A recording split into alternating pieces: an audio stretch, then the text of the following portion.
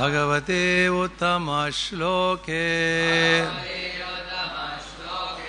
Bhaktir Bhavati Naistiki Srimad Bhagavatam Canto 10 Chapter 43 titled Krishna Kills the Elephant, text number 7.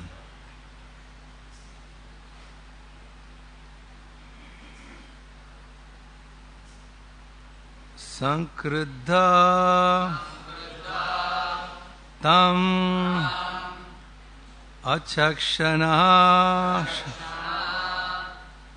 grana drishti saha keshavam paramrisha pushkarena saha prasaya vinirgataha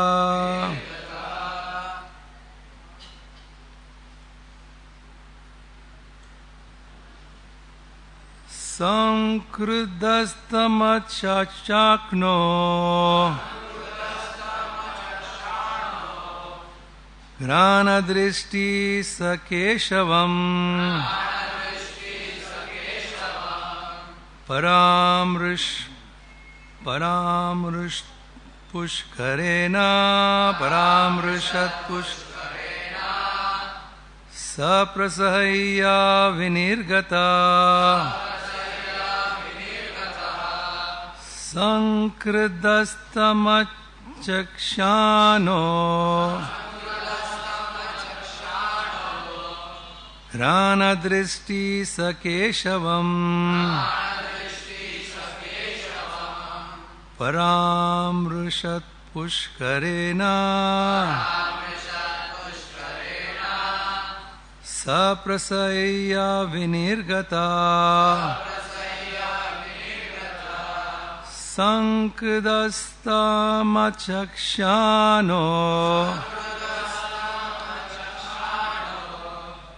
granadrishti sakeshavam paramrishat pushkarena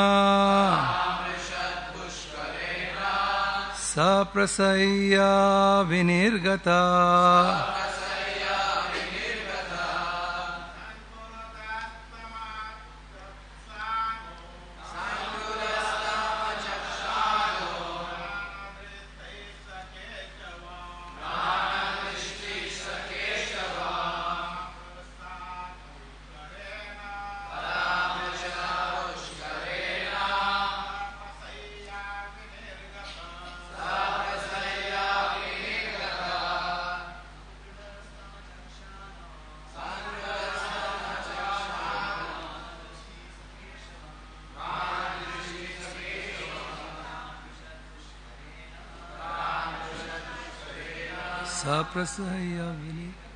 saprasahaya vinirgata. Mataji's.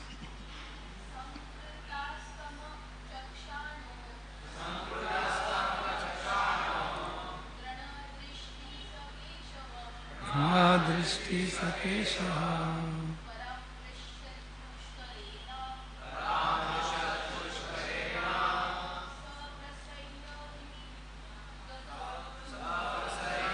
nirgata. Sankriddha, infuriated. Tam, him.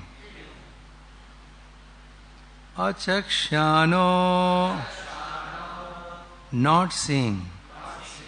Grana, by sense of smell.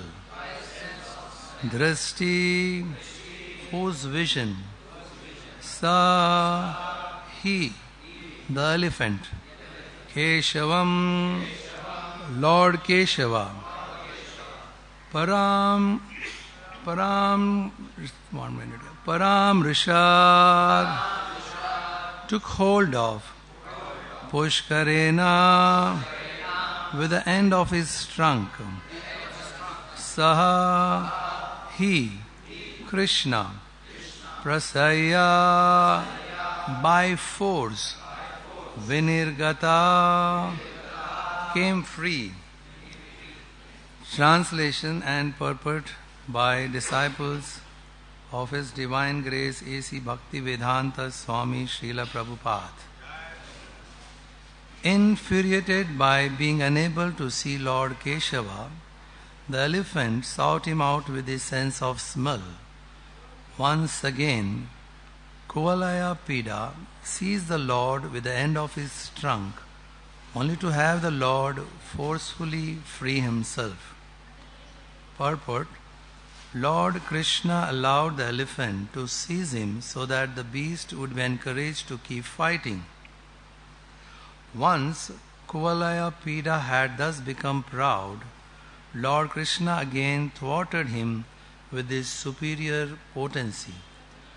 Om Ajnanatimirandasya Jnananjana Shalakaya Chakshurun Militam Yena Tasmai Shri Gurave Namaha.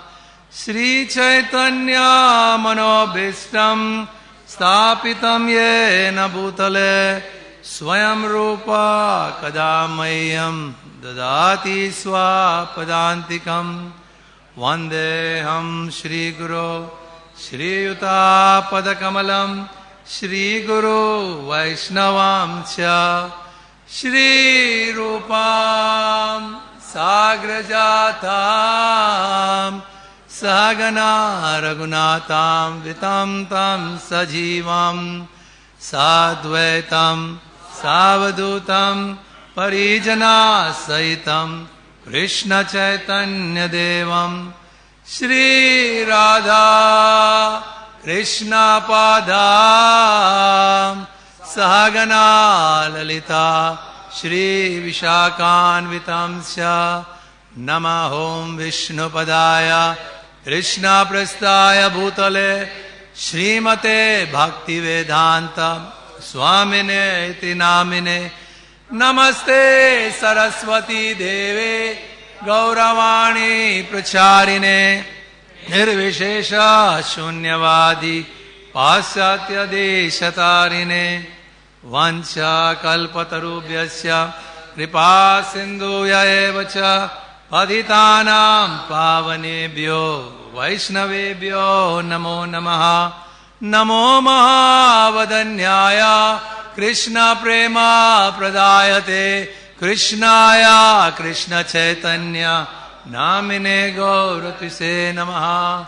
He Krishna Karuna Sindhu Dinabandhu Jagatpate Gopesha Gopika Kanta Radha Kanta Namostute Tapta Kanchana Gaurangi Radhe Vrindavaneshwari Rishabhanu Sute Devi Pranamami Hari Priye Shri Krishna Chaitanya Prabhu Nityananda Shri Advaita Gadadhar Shri Vasadi Gaura Bhakta Vrinda Hare Krishna Krishna Krishna Hare Hare Hare Rama Rama Rama Hare Hare Hare Krishna Krishna Krishna Hare Hare Hare Rama Rama Rama Hare Hare Hare Krishna Krishna Krishna Hare Hare Hare Rama Rama Rama Hare Hare. Hare Krishna. So we are reading from Canto 10th, chapter 43, titled Krishna Kills the Elephant. So this is the Leela going on when Krishna and Balram, after Kamsa had plotted this to invite Krishna and Balram, so Akrura bought them to Mathura. They spent the day, whole day in the city. They broke the bow. They killed many people. When they broke the bow, then after evening they went to take rest. Peacefully Lord rested, even though there was a ghastly thing had happened just before. He had his meals and then he went to rest. And next day morning began. They went to take bath. So went to the bank of Yamuna. The Lord is behaving like a small child. But same time in between he'll show that I am not a small child. So while they are taking bath, they could hear the kettle drums. Because Kamsa had arranged for this wrestling arena, and when they heard the kettle drums, like any other small children, how they will behave. When they heard the kettle drums, oh, I think it has begun. I think we should run, or we may miss something. So both Krishna and Balaram, they come running, because they didn't want to miss. Because they came for something to see. So those days it was a tradition that, the wrestlers would be called, invited to show their prowess. So Kamsa, that was the plan. Of course, there was something else, but the plan was wrestlers are called and everyone is invited to come and see. It is for the pleasure of Kamsa to see the prowess of. So when Krishna and Balaram, they came running and they wanted to enter the arena, right there blocking their way was this elephant with the one who was sitting, and this elephant was just blocking the entrance. So naturally Krishna said that, why are you blocking, move away from here, otherwise he says in the previous verse that I will send you to Yamaraj's abode. But how does the elephant respond? It challenges Krishna, it attacks Krishna. It comes, how an elephant would attack. With a heavy body, if it starts attacking, it really. So now Krishna sees that, the elephant is attacking. He removes his upper garment, he tries his hair, and he's all set to face. And the elephant comes and is struck first. He holds it by the trunk. Krishna slips away, as it is said here, he slips away. And he struck a blow, and then he disappeared from his view among his legs. Just visualize how it is. Such big elephant coming and it's holding the trunk, and then Krishna slips away and then it just goes between his legs. So now the elephant's body is said it's such that it has such a huge body, but the eyes are very small. If you see the elephant body, the eyes are very small. Now it is explained that why it is small, because the elephant, if it sees its whole body, it will become more proud. That because it's such a huge body. So it can't see. It's one sense it's very dangerous that you are very powerful but you don't have a vision, which direction you are going, what you can do. So because elephant could not see, so he was trying to find Krishna through his smell. So through the trunk. So obviously where will you put the trunk? He'll put the trunk this side, under his belly, tried this side, Krishna will move from this side to this side, to this side, this side. And then finally obviously Krishna came in front. So you see in the next few verses how Krishna then went back and held the tail of elephant and started dragging the elephant. The elephant is being dragged. And then he goes in front again. Then the elephant is chasing him. Then Krishna pretends that he has fallen down. And then the elephant goes. Krishna is fallen on the earth. So goes with his tusks and attacks. But Krishna slips. The tusk goes into the. So already his tooth becomes little loose. Then Krishna climbs up on the elephant, pulls the tusk, then kills it. Now this is violence, killing. So this is what happened in this episode. But you should understand that how Kamsa, one sense, isn't it foolish? Now Kamsa knew Narada Muni has told him. He has heard that, these boys are not ordinary. He has heard that they have killed so many demons. And then he heard about also the recent thing. They broke the bow. But Kamsa still had. That he invited them. One sense it is foolishness after hearing. Why did he still invite them? Because Kamsa was blinded. Now this is again very interesting that when you have too much power and you have confidence in your own abilities, you become blind. Now these are all blinding forces. We may see that I can see through these eyes. But if you are intoxicated by pride, then you can see but you can't see. So Kamsa could, even though seeing, he could not understand that Krishna is not an ordinary child.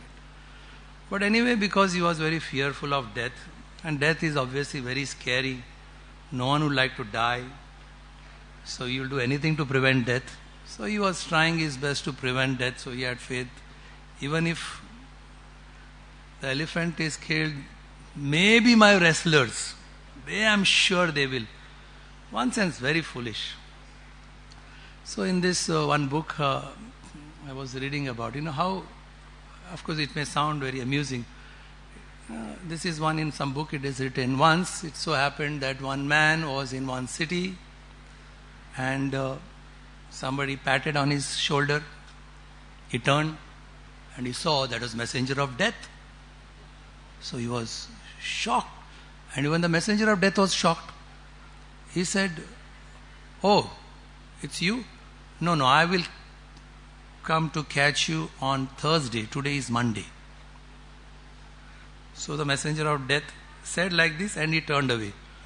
Now this man is thinking, Thursday is going to come and catch me. That's what he said. Today is Monday. So I have 3 more days. So I will leave the city. So he leaves the city and he runs, mountains, valleys, forests, goes far. I mean, how many 3 days, how far he must have gone. He climbs on top of the mountain, goes inside a cave, and he feels. And Thursday morning,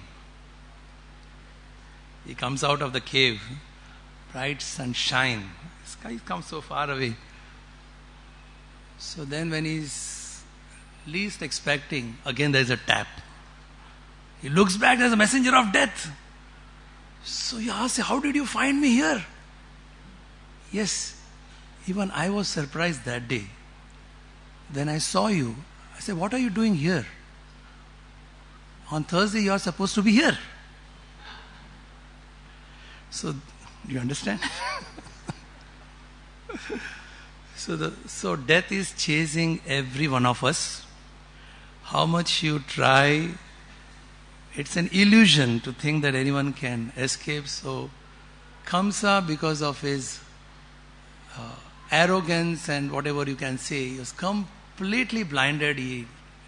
Even though he was seeing all inauspicious sign, but he never ever willed that why shouldn't I go and surrender myself. So this is the nature of illusion. This is the nature of when we are proud. So we heard several stories before this. Krishna does it. He selects very important personalities. So the impact is very effective. It's a real effective. That is not an ordinary person. Like Indra. Indra's case was the same case. How foolish. Indra was so foolish that even after that, again after few days, weeks, or maybe few years, he forgot. Again he started challenging Krishna. So this is the nature of false, whatever things which can cover up, not be able to see.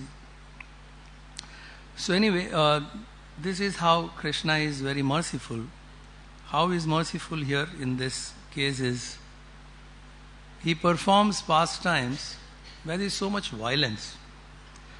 It is something to be really thought about. That if you read actually if you see, it is just violence, isn't it? Killing. And even in Srimad Bhagavatam, there are such detailed descriptions about rivers of blood. How do you hear, in a Bhagavatam, rivers of blood, and in the rivers of blood there are bodies floating, heads floating, chariots floating, weapons. Now when we hear that, why is the Lord, enacting these type of pastimes, why so much violence? The truth is, He is specially doing it because in material world, people are attracted to these type of activities. So what is the difference then? The difference is, if a conditioned soul gets attracted to activities with Krishna in the center, the attraction is there. The attraction is there for some excitement, some fight. But the difference is, Krishna purifies. Krishna will purify the propensity, whatever is there. Now in Srimad Bhagavatam there is one verse which says that even sinful activities which have such sinful reaction, one of the worst sinful reaction is killing a Brahmana. Even that reaction can be erased just by hearing about violent pastimes where Krishna is there. So what we are hearing, of course, is here in the subsequent verses. I will see that it's pulling blood stain. So this question may arise: how is it? Like many years back in one Bhagavatam class, one father, after hearing this verse, he was really concerned. So he asked, His Holiness Radhanath Maharaj was giving class. He said, my son, I tell him about Ramayana, Mahabharata, and there is so much violence in that. But the problem with me now is that he takes that as something real. And in the school I get complaints from the teachers that he is bashing his classmates. So now one sense it is said that it is purifying, but how is it that he is becoming violent in the school? So Maharaj was giving this answer. He is saying that, see, this boy has a natural attraction for violence. He has. So if not Ramayana or Mahabharata, he would get attracted to some other form of violence. But then that propensity, if he takes it up, that will be more serious. It will be. But here, because there is Krishna in the center, Ram is in the center, he will get purified. And very soon, he will become pure. This is what. But again he added, but that does not mean the father should not train him to say that Krishna killed demons, not classmates. Should also tell. Of course, there was also Prahlad who was teaching his classmates what. So that also has to be told, that discipline also has to be. But the point is that even if there is violence, there is purification. But in other words, what we see now, if you see any aspect, anything you see, right from you take a magazine or you take newspaper, you take novel, you take the TV serials or you take the movies, you say dramas, anything you see, or especially the movies, which are the movies which really are hit, where there is lust and violence and with special effects. If there is real special effects, that movie becomes hit. So one time here, one question was asked to Jayadit Maharaj. Maharaj, why is it that people are getting attracted to such type of, movies, but why not to Krishna Katha? Krishna Katha also has excitement, violence. So you know how Jayadit Maharaj's answers are always. He said that it is just like a wife who is there with her paramour. The last person she wants to hear about is her husband. So we are Prakriti, We are meant for actually Krishna's enjoyment, but we are having an illicit relationship. When you have illicit relationship, you would never like to hear who is the Supreme Lord. So many times people don't want to hear. Huh? So Gauranga Prabhu also asked one question that, Maharaj, why are we not making movies on this subject? If it is going to be very purifying, why not make movies? So of course there are Prabhupada disciples who have tried, they have a strong desire, they have dreams. It's a dream project. But the only question is to match with the standards of Hollywood films. Any Hollywood movie, it seems it costs around $100 million. And that lasts for only 2 hours. To make a movie like that, somewhere it match. But the point is there. But if Krishna in center, if it is done, it will be a very purifying experience. But at the same time, if it is not, which is, where there is no Krishna, what exactly happens? Especially children, when they see these movies with the violence, whether it is a cartoon film or a violent, it is very natural that they absorb that type of a nature and they want to behave accordingly. It's a well-known fact. It is said that even among devotee children, the most exciting thing to talk them, of course, cowherd boys playing is not so exciting, but Bhima and Duryodhan fighting, that really brings up. So the propensity is there for violence. Why? Simple. Because by nature, the soul which is very pure, which will definitely not like violence. So that is why you will not find violence in the spiritual world. Is there any violence in the spiritual world? There is no violence because there is no need. Because there is a pure soul and the soul is attracted to Krishna and it's just loving exchange going on. But when the Lord comes to the material world, He enacts these activities only to attract the conditioned souls and He purifies them. Not just purification, even if He kills them, He liberates them. Is there anyone who can kill and liberate someone? That is Lord's mercy. So that is the difference. But here, because we have forgotten and we identify that with this body, so we are trying to enjoy through this body, this package, with this mind and senses. So that same propensity which actually is there in our heart in a pure state, attraction for Krishna, and to be used for His pleasure or allow Him to use us for His enjoyment, that same thing get perverted in this body, it becomes for me. And now we all know that it's a burning desire, and lust is like a burning desire. Whatever you do, you'll never get satisfied. But still, that state of burning desire, what extent a person can do, what things anyone can do. You just have to read newspaper. Right? Just read a newspaper, just turn any page and see who can do what in that state. Especially it is, why? Because when lust is burning, which is burning, and if it is not fulfilled, what happens? When lust is not fulfilled is anger. So in the state of anger, a person loses his memory, loses his intelligence, what he does, even if he regrets later. So what we are facing now is a very situation where you don't know you are in the midst of what type of people when you are moving around. What time, what can happen. Because people are moving around with so much of disturbed mind and unfulfilled lust, and anytime anger can come and anytime anything can happen. So what should we do? The devotees are moving around here, they should not move around.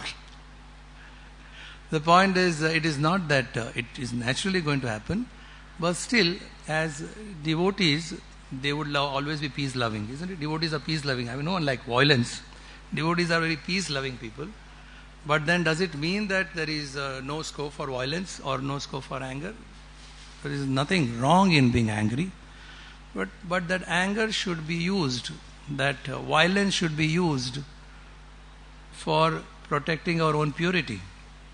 An example is given is, If we want to remove a tumor from the stomach, there is violence needed. Isn't there violence to remove a tumor? The surgeon is cutting open the stomach. Isn't there a violence? But what is the purpose? Why is he cutting open the stomach? To remove the tumor. Now what happens when you remove the tumor? Person becomes healthy. Similarly, violence is needed to our own, to protect or to purify. If there is a need for violence, if there is no violence there, then it is. If there is no violence there, then it's really a violence. So the propensity is there. So the violence should be used in this situation, just like how Hanuman used or Arjuna used. The violence scope is there for violence. But again, coming back, it is the situation where the mood is because of unfulfilled lust, anger, and of course to fulfill the lust there is greed. So Acharyas have warned again and again. Again and again he has warned us.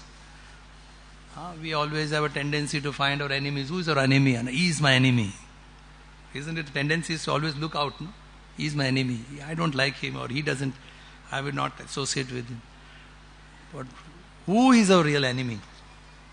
Who is our real enemy? Enemy is within us. But how much time do we start pondering on that? That enemy is within me, and I should be confronting that enemy. I should be attacking that enemy. So there is scope for violence to attack that enemy, kill that enemy. And Chaitanya Mahaprabhu is very merciful that when he came here, if you see all the pastimes, if you see, there is all violence, whether it's Krishna killing Varadev, or what to speak about Narsingadev coming, killing, or even the Kurukshetra war, you name, and plus even childhood pastimes of Krishna, right from Putana onwards, is just killing, just killing. Last Keshi was killed, Vyomasura was killed. Then he's coming here, now again he's beginning killing. Elephant is killed, now Kamsa will be killed. So this is Krishna's mercy that he is selectively using these type of pastimes so that the propensity which is there within us to be violent, it gets destroyed. But Chaitanya Mahaprabhu was very, very, very kind. Of course, he didn't kill. So he didn't use any weapons. So he just said that. He also told his followers that wherever you go, just jare deko tare kraho Krishna upadesh. Only through this hearing propensity, this philosophy, this knowledge. But there is one catch in this, that whom you hear from. This is also very important. It's not that you hear from anyone. Why? Because these activities, which is so wonderful, Mayavadis, they don't believe in these activities. They don't think that really it is. So they don't want to hear. They will not hear Srimad Bhagavatam Katha. So that means they don't have faith that Krishna is a person. But then there are also Mayavadis who are taking up this Srimad Bhagavatam for their own personal gain. For example, they become professional speakers. Now they are professional speakers, but they are Mayavadis. But when these katha, if it is heard from them, it is poisonous. So Krishna is a person, so he comes as a child, he can come in whatever form. He does immoral things, moral things, supernatural things, behaves like a small, ordinary person. But any activity connected, if it is heard through proper source, like we are here, it is Sukadev Goswami speaking about it. Then through the parampara, we are hearing from Prabhupada and Prabhupada's followers. They are all surrendered souls who are performing devotional service, bhakti. When we hear from them, it is such a great opportunity for us that you get purified. It is said that you can get purified more than a person who is sitting in seclusion in Himalayas in a cave and is doing his austerity, his tapasya, is fixing his mind, his senses, and is just chanting is omkaras and such, but still just hearing from right source, you can make tremendous progress or purification. What a great blessing, isn't it? This is Prabhupada's greatness. That's why Prabhupada wanted Krishna book too. Even if Krishna book, he wanted it for Krishna's activities. If it is properly heard, one sense this should not be approached unless.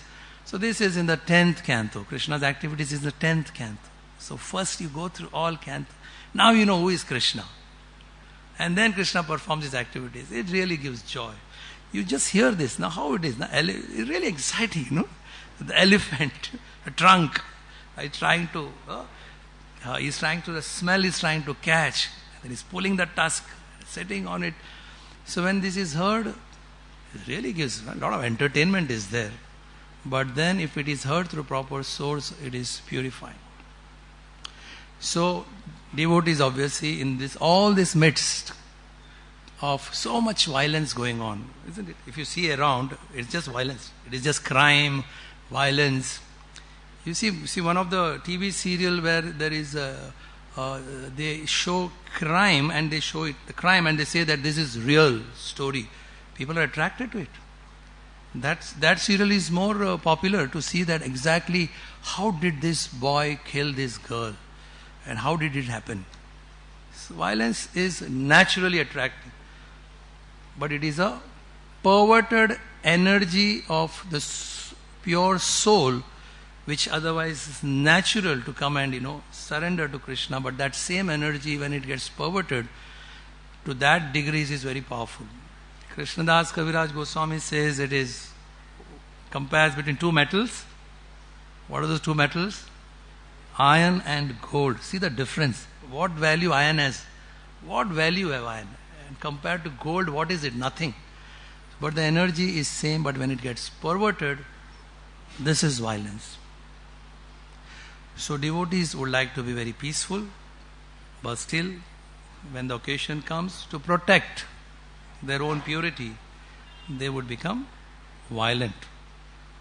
Or to protect dharma, you can become violent. Mrighari was most violent person. What type of violence? Can you compare his violence? He would not see the animals fully dead. He'll enjoy seeing the animals struggling, gasping for life. And that's his way. He was taking pleasure in that. There are people taking pleasure. By nature, we all are pleasure seeking. But there are also people who take pleasure in exploiting others, being cruel to others. That gives pleasure. There are people who take pleasure in giving charity, but there are also people who take great pleasure in being cruel to others, seeing people suffering. So this propensity, pleasure is naturally there, but the perverted thing makes it like this. So Mrighari, but when he became a devotee, when his heart was very pure, he was not even willing to cause harm to even an insignificant insect. But see the change, transformation. So this is Prabhupada's greatness that he has given us the opportunity. So to conclude, in Prabhupada's own, one of Prabhupada's disciple, when he went to one donor, I don't know whether I am very clear about the details, but I think he went and in the discussion, the person was trying to provoke Prabhupada's disciple, and obviously he tolerated, and then he really became angry. So when he became angry, this man said, so what has your guru done to you? See, you are becoming angry. This is what you should be. You have become angry. This is what is your teaching? This is what your guru teaching? So this Prabhupada disciple responded, you want to know what my guru has done? He really became angry. He said, if you had met me or you had spoken like this before I had met Prabhupada, I would have killed you. But now I am just banging my fist on the table. So this is Prabhupada, what type of propensity people were there. You know what? People came from what backgrounds they came. Because they were people from Vietnam War, and also, do you need to know how much violence they must have committed? Of course, sake of defending the country or whatever. But when they came and met Prabhupada, they became saintly people. So the same opportunity is there for every one of us, as Chaitanya Mahaprabhu's prediction. Otherwise, if you don't want to take this opportunity, there will be one more avatar coming. You want to wait for that avatar, and that is Kalki avatar. And when Kalki avatar comes, there is nothing. There is only one pastime in that. Just chopping heads of everyone. Because there is no one, everyone. No? But Chaitanya Mahaprabhu is the very special. So just by this Harinam Sankirtan, the propensity which is there, lust, anger, which are said that they are the gateways to hell, this propensity can be destroyed by taking shelter of Chaitanya Mahaprabhu's movement. And Prabhupada is the one who has given us this Krishna's childhood pastimes, and where here it is said that Lord Krishna allowed the elephant to seize him so that the beast would be encouraged to keep fighting. So once Kuvalaya Pida had thus become proud, Lord Krishna again thwarted him with his superior potency. To make it more exciting, the Lord sometimes plays like a cat and mouse. You know how the cat plays with the mouse. It catches a mouse, pulls it, then leaves the mouse. And the mouse feels that, oh, he has left me, so I can run. So it runs, again he catches it. It pulls it. So this way, of course, so-called whatever material civilization, of course, we are very proud that we are making advancement. But there is not much intelligence needed that what is happening all around. In the name of progress, what has happened to this planet Earth, how much exploitation it is going to affect the one who have done, only they are only going to get affected. So we have created our own problem, and the truth is, as Bhakti Siddhanta Saraswati Thakur said, the only solution for all these problems in this world, it sounds very simple, but it's quite profound. The only solution is there is lack of God consciousness. That's the only solution. So if this is kept in the center, all other things are also achieved. Srimad Bhagavat Puran ki, Srila Prabhupada ki. Hare Krishna. Thank you very much. Hari Bol.